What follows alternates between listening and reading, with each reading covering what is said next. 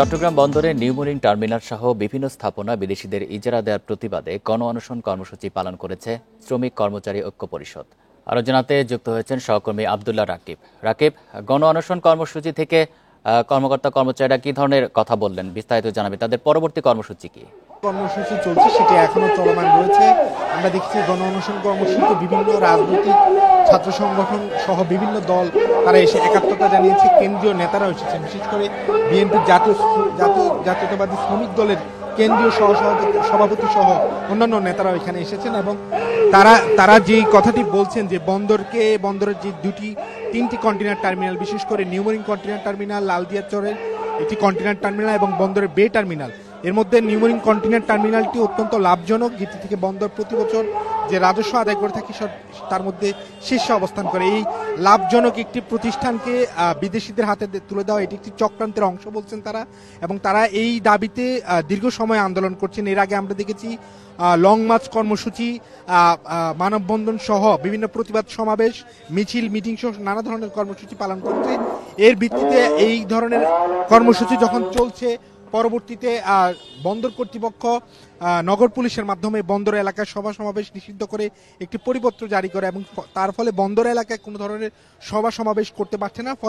ফলশ্রুতিতে শ্রমিক সংগঠনগুলো তারা আজকে প্রেস ক্লাবে কর্মসূচি দিয়েছেন এবং তারা বলছেন বন্দর যে আত্মঘাতী সিদ্ধান্ত নিচ্ছে, অর্থাৎ ডিসেম্বরে নিউমোরিং কন্টেইনার টার্মিনাল বিদেশি প্রতিষ্ঠান ডিপি ওয়ার্ল্ডকে দেওয়ার যে পরিকল্পনা অনেকটা শেষ করে এনেছে, সেটির বিরুদ্ধে তাদের অবস্থান। তারা বলছেন যে বন্দরের যে লাভজনক আয়, সেই আয় খাতকে বিদেশিদের হাতে তুলে দেওয়া কোনোভাবেই শ্রমিকদের স্বার্থের পক্ষে না। ফলশ্রুতিতে তারা যেটি বলছেন যে সরকারকে এই সিদ্ধান্ত থেকে সরে এসে যাতে তারা জনগণের, অর্থাৎ কর্মকর্তা কর্মচারীদের বা শ্রমিকরা যে দাবি জানাচ্ছেন, এই সিদ্ধান্ত থেকে সরে আসার আহ্বান জানাচ্ছেন।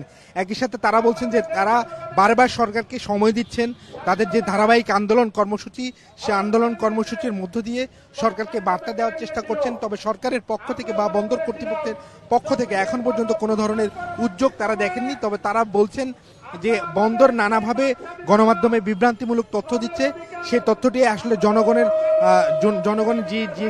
যে বন্দরের যে লাভের বিষয়টি, সেটি আসলে তারা তুলে ধরছেন না। ফলে যে এই তিনটি টার্মিনাল বিদেশিদেরকে দেওয়া, বন্দরের কার্যক্রম কি স্বাভাবিক আছে না বন্ধ রয়েছে? না, এই পর্যন্ত তারা যতগুলো কর্মসূচি করেছিল সেটিতে বন্দরের কর্মসূচিতে কোনো ব্যাঘাত ঘটেনি।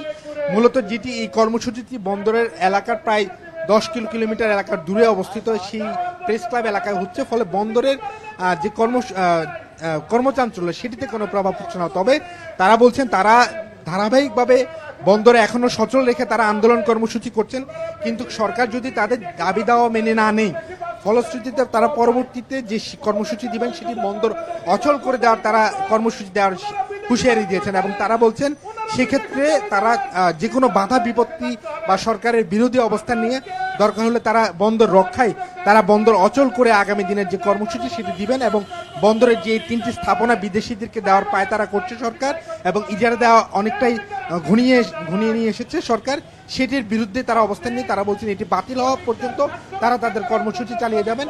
এবং এখন পর্যন্ত সেই দাবিতে তারা অটল আছেন। বিকাল 4টা পর্যন্ত এই গণ অনশন কর্মসূচি চলবে। পরবর্তীতে কি ধরনের কর্মসূচি দেওয়া হয়, কোনো কঠোর কর্মসূচির দিকে তারা যাবেন কিনা, সেটি হয়তো 4টার পরে তারা গণমাধ্যমকে জানাবেন।